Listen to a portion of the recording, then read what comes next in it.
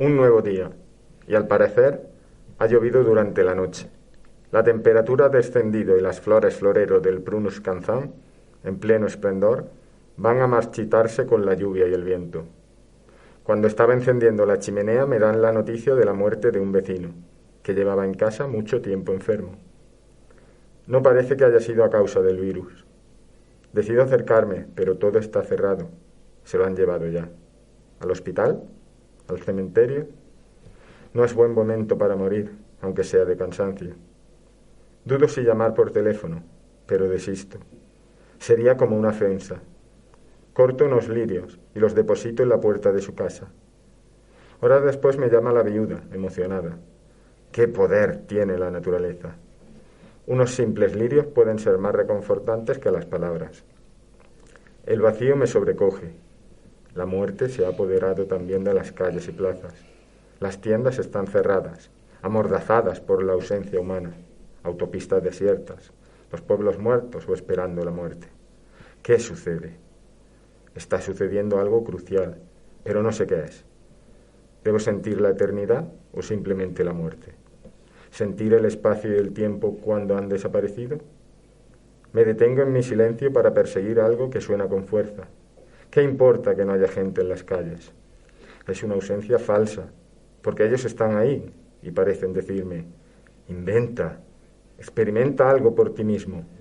Ahora es tu momento si te crees tan valiente.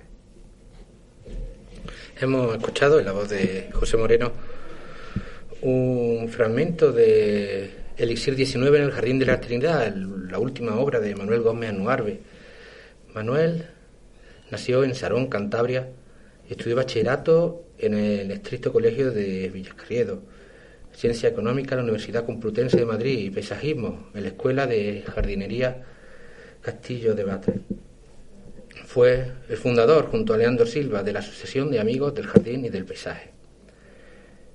A los 15 años convenció a sus padres para que le dejaran estudiar en París y a los 30 a la autoridad española para que le permitieran visitar la Unión Soviética con un pasaporte especial y sin protección diplomática. Su primer empleo fue de colaborador del ministro en el Ministerio de Industria en Madrid, mientras estudiaba inglés, italiano y árabe, pero pronto abandonaría España para trabajar en la BBC de Londres. Después viviría en París y en Nueva York y obtendría un trabajo que le permitiría viajar por países del mundo entero. También pasó por el ejército de regulares en Melilla, lo que le llevaría a viajar por Marruecos y comenzar su carrera de arabista por países como Argelia, Libia, Egipto, Yemen, para acabar en la Universidad Islámica en Riad, Arabia Saudí. De nuevo, en Europa, compartiría sus proyectos de paisajismo con un negocio de antigüedades de jardines en Londres y en Madrid, para posteriormente dedicarse exclusivamente al paisajismo, colaborando con revistas especializadas, impartiendo conferencias por todo el mundo, sobre todo en los centros del Instituto Cervantes. Su estudio de la lengua farsi le permitirían viajar por Irán en repetidas ocasiones y dar una conferencia sobre jardines en esta lengua en el Museo de Arte Contemporáneo de Teherán. Y actualmente, después de toda esta alucinante biografía, dedica su tiempo a escribir y a ocuparse de su propio jardín. Hemos citado Elixir 19 en el Jardín de la Trinidad, que es su último libro, pero también ha publicado Masonería y Santidad, Lenguaje oculto en los jardines gallegos, Uclés, Historia, Paisajes, Patio y Jardines, Jardín alquímico de la Trinidad, Uclés, y Ermitaños ornamentales de jardines, que es otro de los libros junto con el de Elixir 19, del que vamos a hablar con él. Y lo tenemos aquí al teléfono. Hola, Manuel. Hola, buenas tardes. ¿Qué tal? ¿Cómo te encuentras? Pues muy bien, muchas gracias. Me alegro. Bueno, en este último libro que he mencionado, El ermitaño ornamentales de jardines, realiza un recorrido histórico por el eremitismo hasta llegar a la actualidad, donde, bueno, dicho sea de paso, y ya que estamos en Córdoba, también se hace uno sobre la Sierra de Córdoba. Quisiera pedirle que nos hablara de los ermitaños a sueldo, concretamente de este tema de los ermitaños a sueldo y de los ermitaños autómatas. Sí, pues eso fue una moda que hubo en Inglaterra, muy influida por la arquitectura y la literatura romántica, que hizo que los nobles que tenían sus palacios en Londres se fueran a vivir al campo y ahí se hicieran sus jardines, pues haciendo unas grandes transformaciones del paisaje, de manera que se pareciera a lo que ellos consideraban, lo que era la Arcadia romántica de Grecia. Allí empezaron pues a hacer templos, esculturas, obeliscos, y donde no podía faltar o bien una ermita, una ruina, una choza, donde acabaron por instalar a ermitaños a sueldo, pero como algo decorativo, como árbol ornamental del jardín. Es más, existen documentos de anuncios en los periódicos buscando ermitaños a sueldo para decorar los jardines. Ahí se especificaba pues que tenían que dejarse la barba larga, las uñas largas, cómo tenían que vestir, el silencio en que tenían que estar con la Biblia y con una vela, y sobre todo no podían hablar con los invitados en los días de fiesta. Es decir, una cosa muy curiosa. Obviamente aquellos que tenían menos medios económicos lo que utilizaban pues eran unos artilugios, unos autómatas, podemos llamarlos muñecos, que representaban también a esos ermitaños, pero no, evidentemente no eran de carne y hueso. Esta moda tuvo tal éxito que muchos jardines ingleses pues empezaron a pedir que vinieran a vivir ermitaños. Y esa idea, esa moda, se propagó al resto de Europa, de manera que llega también a España. La duquesa de Osuna en Madrid, en el jardín de la Alameda de Osuna, tuvo también 2 ermitaños a sueldo. Pero la tesis del libro, y ya con esto resumo un poco el tema, es que el origen tuvo lugar en España. En España, en los jardines del Buen Retiro de Madrid, en la época de Felipe IV. A Felipe IV le encantaba el teatro, la música, etcétera, e hizo construir una serie de ermitas, y durante las fiestas que realizaba, bien en honor del santo patrón, etcétera, pues colocaba o pedía que viniera un monje a sueldo, evidentemente, para que formara parte un poco del ornamento de la fiesta. Bien, bien. Bueno, lo encontramos en Ermitaños ornamentales de jardines, publicado por Cuadernos del Laberinto. Sí, exactamente. Además, en la portada aparece un ermitaño, un autómata, una especie de muñeco del laberinto de Horta de Barcelona, que lo hubo en el siglo XIX. Colocaron esto en el jardín romántico, un poco dedicado a la muerte y a la melancolía, etcétera. Es un jardín muy famoso en las afueras de Barcelona porque hay un laberinto. Por eso se llama el jardín el laberinto de Horta. Bien, que continuando con la entrevista, bueno, sabemos que una de sus pasiones es el paisajismo. Sí. ¿Qué cree que puede aportar el paisajismo a la sociedad actual? Pues yo creo que algo más que nunca. Tanto el jardín como el paisaje son representaciones realmente de la naturaleza o del universo.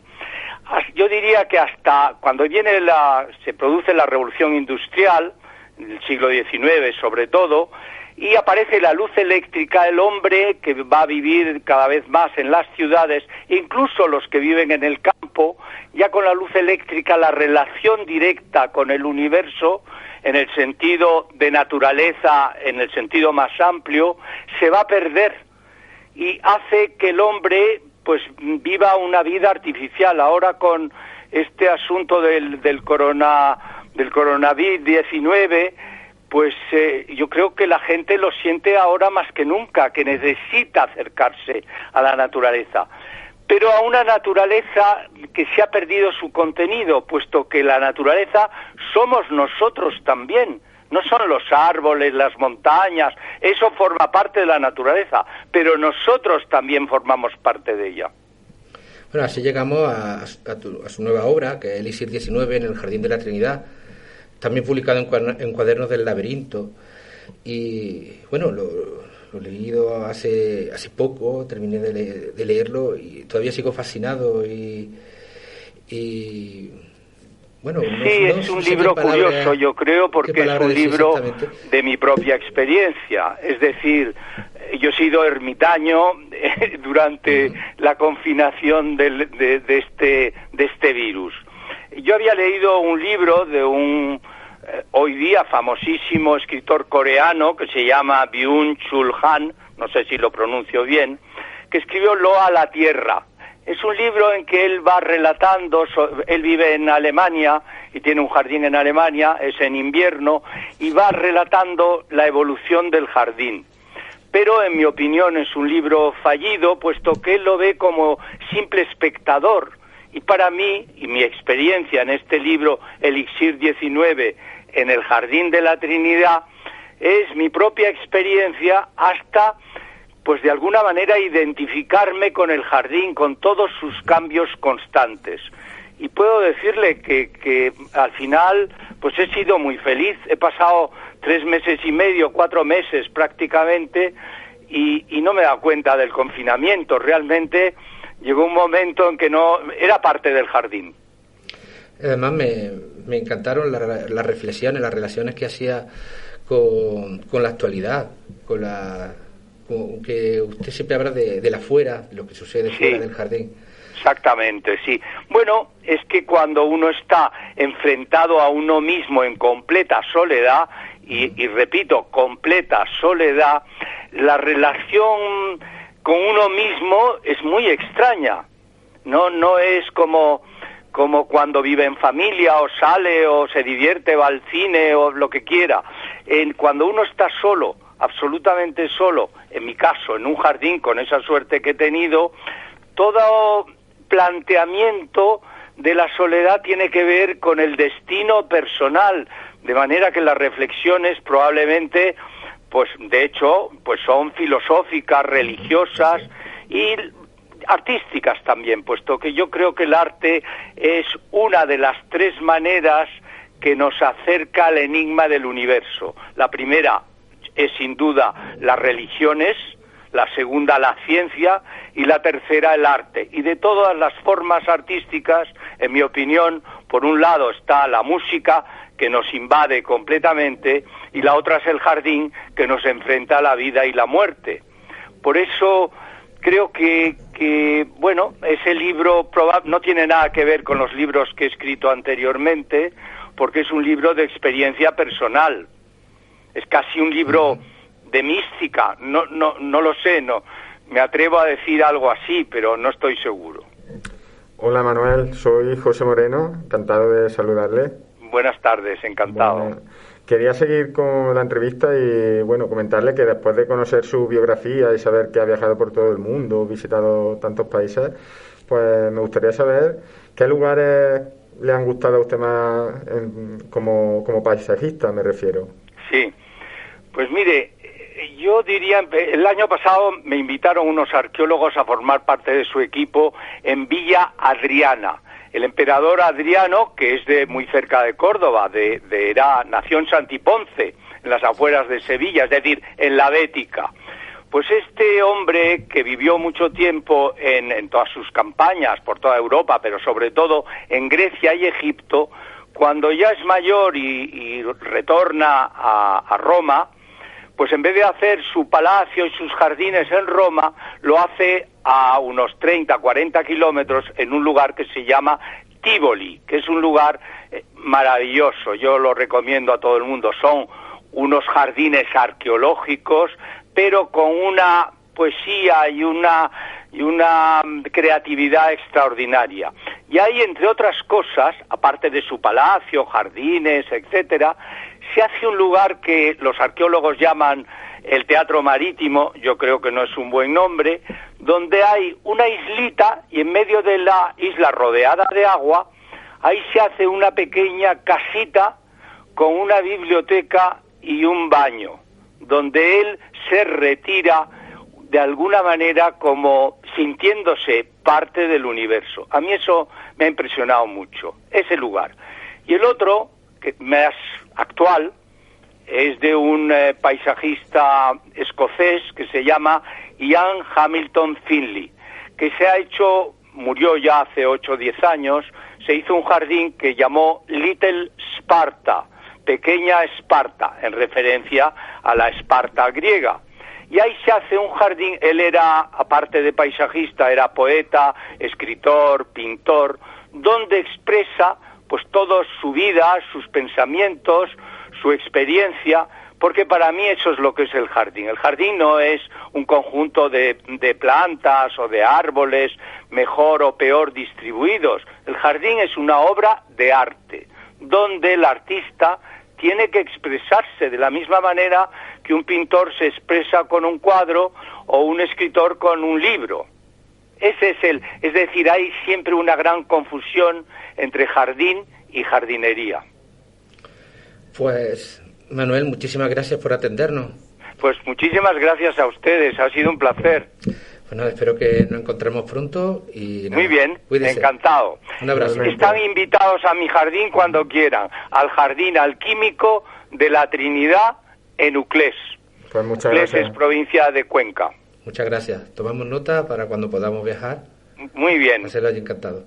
Muchas gracias.